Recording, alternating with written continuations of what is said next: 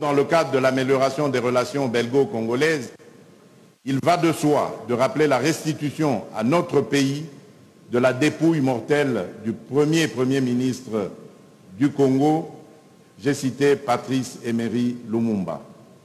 Ceci a permis à sa famille biologique et à la nation tout entière de lever ce long et interminable deuil qu'elle portait, suivant nos coutumes bantoues.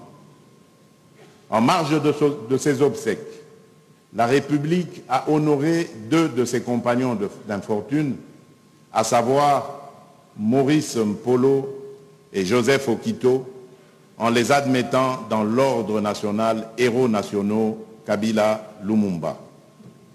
C'est dans ce même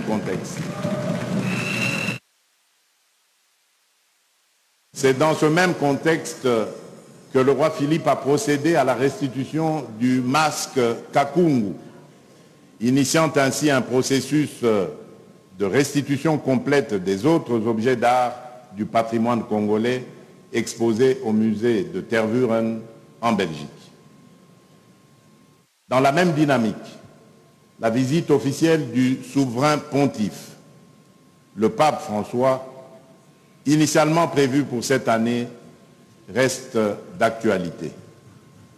Honorables députés nationaux et sénateurs, distingués invités, chers compatriotes, toujours sur le plan diplomatique, je vous rappelle que c'est avec honneur et fierté que la République démocratique du Congo a eu à exercer, à travers ma personne, de février 2021 à février 2022, la présidence de l'Union africaine.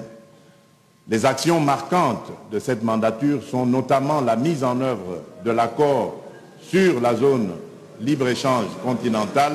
Africaine avait été exercée de février 2021 à février 2022 et les actions marquantes de cette mandature sont notamment la mise en œuvre de l'accord sur la zone de libre-échange continentale africaine, la ZLECAf en sigle, ainsi que l'organisation à Kinshasa de la première conférence sur la masculinité positive ayant débouché sur la déclaration de Kinshasa, à l'issue de laquelle mes pairs de l'Union africaine m'ont fait l'honneur de me désigner champion de la masculinité positive.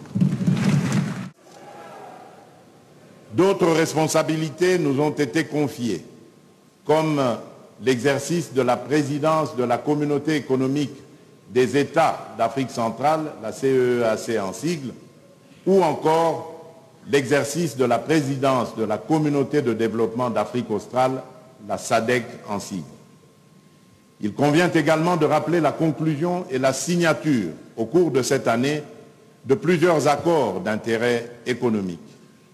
À l'ordre de ceux-ci, nous pouvons citer l'adhésion de la République démocratique du Congo à la Communauté d'Afrique de l'Est. Il en est de même des efforts fournis par notre pays, notamment à travers sa participation au Forum multilatéral de la TICAD 7, tenu à Tunis, dont le thème central convergeait vers le développement et la croissance économique. Toujours dans ce chapitre de la coopération, notre pays se voit doté d'un atout économique important grâce à la tenue à Kinshasa du 42e sommet des chefs d'État et de gouvernement de la SADC, sommet qui, au passage, a été une grande réussite et au cours duquel plusieurs décisions ont été prises, dont la plus importante pour la République démocratique du Congo est celle qui, en général, devra permettre à la communauté sous-régionale de booster son industrialisation.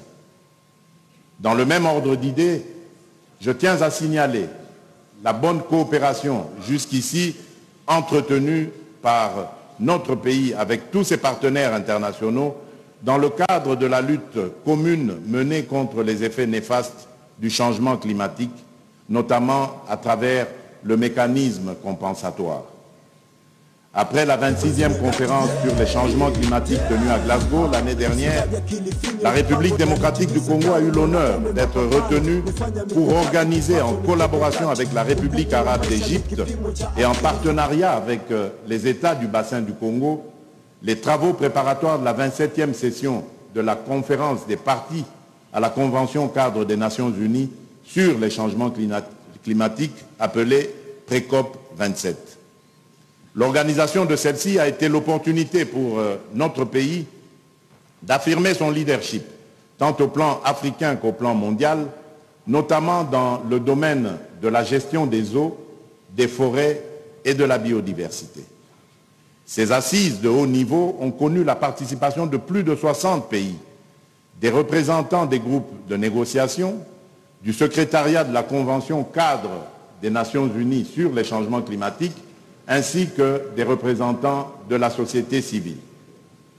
À l'issue de la pré-COP 27, le Brésil, l'Indonésie et la République démocratique du Congo avaient décidé de mutualiser leur stratégie face aux enjeux nombreux sur le climat, dans la mesure où les trois ont des intérêts communs dans le cadre du débat sur le changement climatique. Ce rapprochement a abouti à la signature d'un accord entre ces trois pays. Notre pays avait également, en amont, organisé début septembre 2022 à Yangambi, lieu hautement symbolique en ce qu'il constitue un des réservoirs des tourbières, une conférence scientifique internationale qui a été un moment de réflexion et de partage sur la thématique contribution des forêts du bassin du Congo et des autres bassins tropicaux de la planète à la lutte contre le changement climatique. C'est ici qu'il convient de souligner la participation efficace de la République démocratique du Congo à la COP 27 tenue en République arabe d'Égypte. Ces assises ont eu pour mérite de démontrer, d'une part, que la République démocratique du Congo est un pays solution pour sauver notre planète, et d'autre part, l'adéquation entre l'impératif de la préservation de l'environnement et la question sécuritaire. Honorable Président de l'Assemblée nationale, honorable Président du Sénat, honorables députés nationaux et sénateurs, distingués invités, mes très chers compatriotes, que dirions-nous de notre économie en 2022? Elle se porte de mieux en mieux. Que les indicateurs économiques affichaient déjà l'an passé une reprise de la croissance après la pandémie de Covid-19 qui avait conduit à un ralentissement de l'activité économique. Le point sur la situation économique et sociale mettait néanmoins en évidence des avancées significatives plaçant notre pays sur l'orbite de la croissance.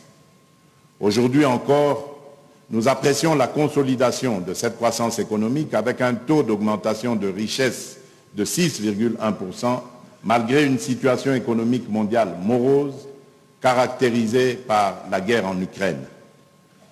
Notre économie affiche une résilience face aux chocs exogènes liés notamment au conflit russo-ukrainien. En effet, la flambée de prix observée dans plusieurs pays, conséquence de ce conflit, a su être maîtrisée chez nous par des mesures stratégiques sans lesquelles le prix du carburant à la pompe coûterait le triple du prix actuel. Le gouvernement de la République a donc su éviter à notre peuple l'asphyxie. Au rang des différentes mesures stratégiques préconisées, se trouve entre autres la constitution d'un stock considérable des produits pétroliers et la dotation pour la société Sonaïdroc d'une ligne de crédit lui permettant d'améliorer ses capacités de stockage.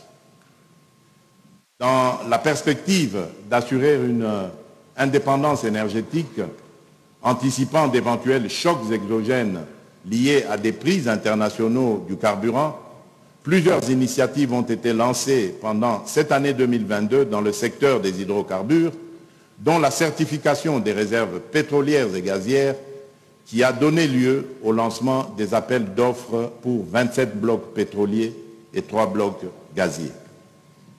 Cette initiative rentre dans ma vision d'établir des chaînes de valeur productives à l'échelle nationale pour enfin permettre à la population d'apprécier les effets de la croissance jusqu'ici peu palpables.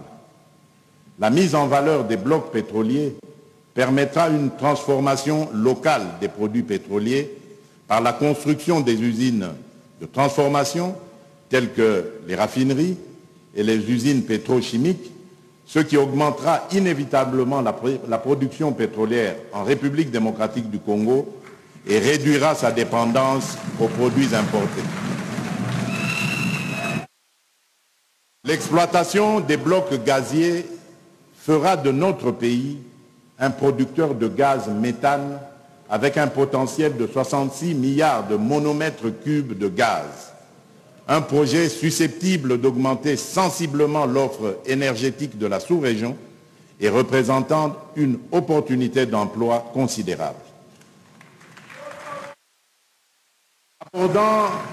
Abordant justement cette question d'énergie, il me revient de faire également le point sur l'offre d'électricité qui constitue une priorité de mon quinquennat de par sa contribution au plan d'industrialisation que nous avons lancé pour la République démocratique du Congo.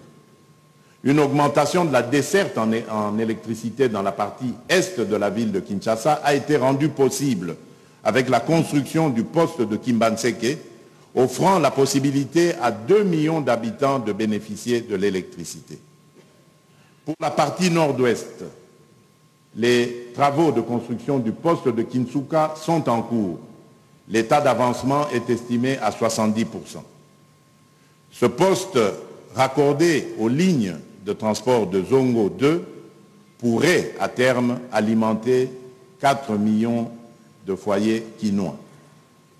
En milieu rural, les travaux de construction des lignes de transport pour le barrage de Kakobola dans la province du Kwilu sont terminés. Le projet est désormais dans sa phase de distribution et permettra d'alimenter les villes de Gungu, Idiofa, Kikwit et Bandundu-Ville d'ici le mois de septembre 2023.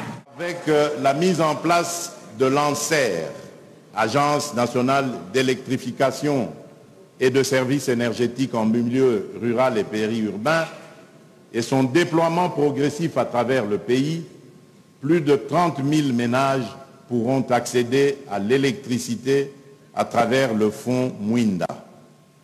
Ce fonds, dont la première dotation provient de moi-même, permet de drainer d'importants financements du secteur tant public que privé et d'inciter les entreprises privées à s'implanter dans les zones rurales et périurbaines. Aujourd'hui, 49 territoires ont pu bénéficier de ces investissements. La perspective est d'atteindre les 145 territoires en 2023. En plus du fonds Mwinda et en prélude du déploiement de mini et microcentrales dans les 145 territoires de la République démocratique du Congo, le gouvernement, à travers l'ANSER, a expérimenté son approche de l'électrification rurale et périurbaine. À ce jour, plus de 20 projets sont répartis dans les provinces formant le Grand Bandundu, le Grand Kasaï, le Grand Équateur, ainsi que la Grande Orientale, au bénéfice de plus de 500 000 personnes. Les travaux de répartition et de réhabilitation des centrales de Nzilo et de Nseke dans la province du Lualaba sont en cours. Les travaux d'avancement à ce stade, le taux d'avancement à ce stade est estimé à 80%. Mwadigusha, dans le Haut-Katanga, tourne déjà à plein régime. La centrale de Boussanga, quant à elle, avec sa capacité de 240 MW, est déjà opérationnelle. Sa mise en service permet de répondre efficacement aux besoins des miniers. Son déploiement vers les populations environnantes ne relève plus que de formalités administratives. Ici, Je voudrais également annoncer la mise en valeur prochaine du gaz torché de Perenco dans le mix énergétique au Congo central. Le même effort d'amélioration du taux de desserte en électricité a été consenti dans le secteur de l'eau. La partie sud-est de Kinshasa a bénéficié du projet de construction de l'usine de traitement d'eau de Lemba Imbu de 200 000 mètres cubes par jour, dont la première phase de 35 000 mètres cubes par jour que j'ai inaugurée le 23 août dernier permet déjà d'alimenter en eau potable environ 600 000 habitants de 11 quartiers de la commune de Kimbanseke et de 3 quartiers de Ndjili. Incessamment, les parties centre et ouest de Kinshasa vont bénéficier, dans le cadre du projet de construction de l'usine de traitement d'eau de Binza Ozone, de 330 000 mètres cubes par jour, dont le premier module de 110 000 mètres cubes jour est déjà en phase d'essai de fonctionnement, en attendant son inauguration prévue en janvier 2023 pour impacter environ 1 800 000 personnes. Les travaux de réhabilitation des ouvrages et équipements de captage d'eau et de l'usine de traitement d'eau de Ndjili pour améliorer l'approvisionnement en eau potable de près de 5 millions d'habitants de la ville de Kinshasa sont exécutés à 93%. En vue de l'augmentation du taux de desserte en eau potable dans la ville de Mbujimaï, les travaux relatifs au repompage de Bakwakapanga pour une production de 40 000 mètres cubes jour sont exécutés à 95%, tandis que ceux rattachés au captage de Lukelenge sont réalisés à 30%. Ce projet est appelé à alimenter environ 1 million d'habitants de la ville de Mbujimaï. Plusieurs autres projets sont en cours pour améliorer la desserte en eau potable à Uvira, Bunia, Buta, Isiro, Kalemi, Kananga, Ndemba, Lubutu, Ilebo, Likasi, Kikwit et Kenge.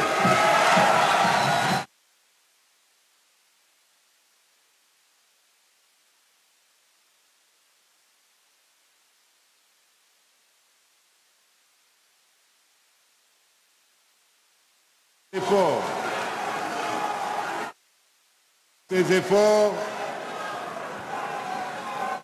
efforts exigent une mobilisation des ressources tant internes qu'externes. Qu'il me soit permis, du haut de cette tribune, de saluer la performance dans la mobilisation des recettes publiques. Le troisième trimestre s'achève avec une performance significative en termes de recettes publiques, qui a permis l'augmentation des dépenses d'investissement sur fonds propres de l'ordre de 0,2% du PIB, soit près de 20% de réalisation de l'année. Cette performance est le fruit de la mise en œuvre du pacte de stabilité entre le gouvernement et la Banque centrale du Congo, entamé depuis 2020, en vue d'une bonne coordination de la politique budgétaire et monétaire.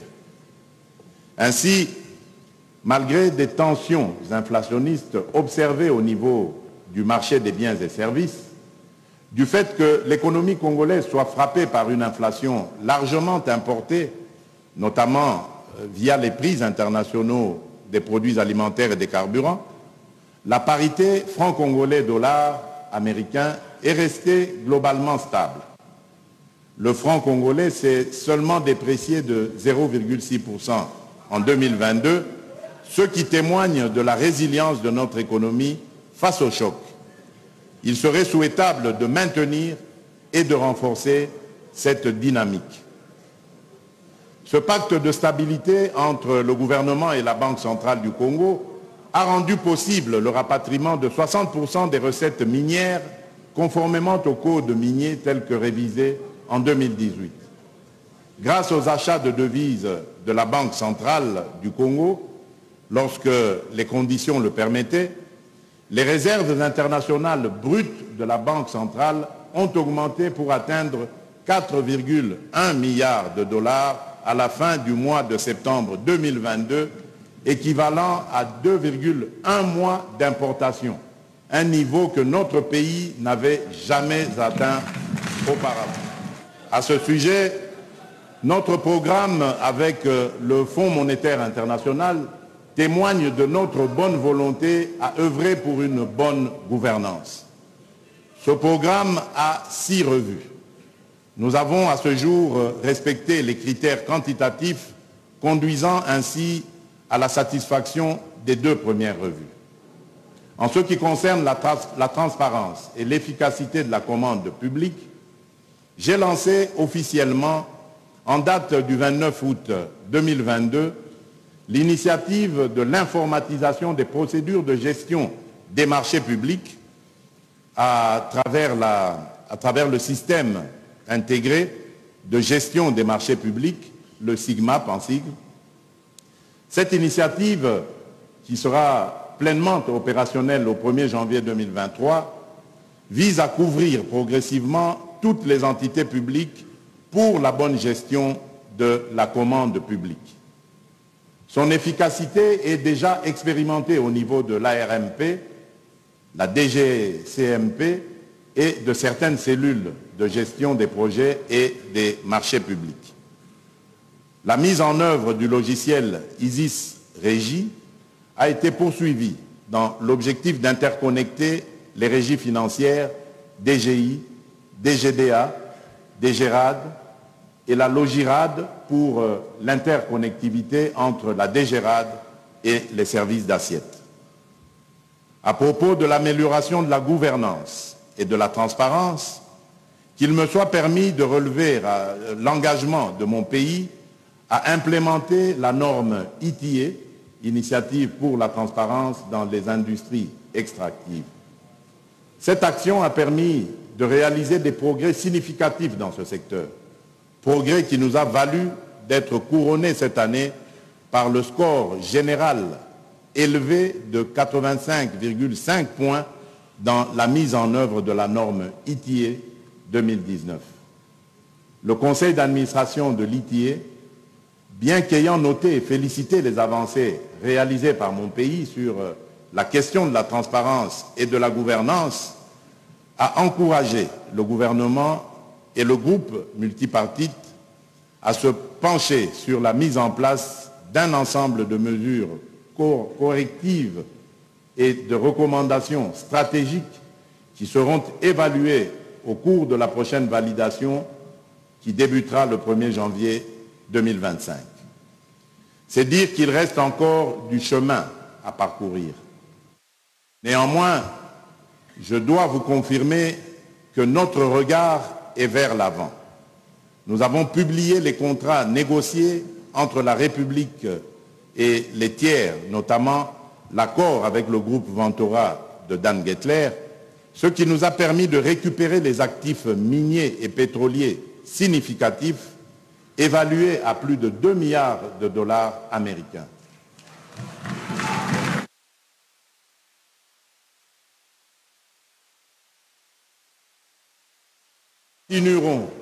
Nous continuerons à publier tous les nouveaux contrats en conformité avec les dispositions du Code minier et les exigences de la norme ITA, y compris les contrats renégociés.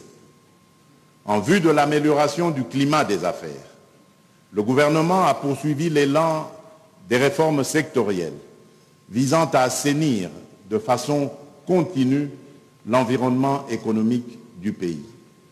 Pour plus de performances dans ce secteur, un tableau numérique de suivi-évaluation des réformes climat des affaires a été mis en place et permet en temps réel de réaliser l'état de mise en œuvre des assignations et réformes arrêtées dans la feuille de route.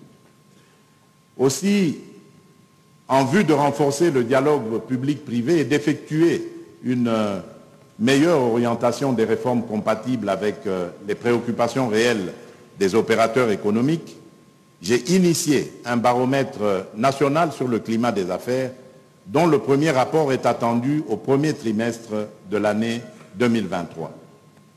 En ce qui concerne la lutte contre la corruption et les crimes économiques, je me suis engagé depuis mon investiture à renforcer en amont les mécanismes de vérification, de contrôle et de surveillance dans les secteurs enclins à la corruption, avec le concours accru de la Cour des comptes, de l'Inspection générale des finances et de la CNRF. Une task force de lutte contre la corruption est en cours d'implémentation par l'APLC, l'IGF et la CNRF en vue de créer une synergie dans la réalisation de cette mission commune. Des efforts doivent être fournis pour faire aboutir le processus d'adoption de la loi sur le blanchiment des capitaux et financement du terrorisme, sans oublier l'étude nationale des risques de blanchiment des capitaux et financement du terrorisme.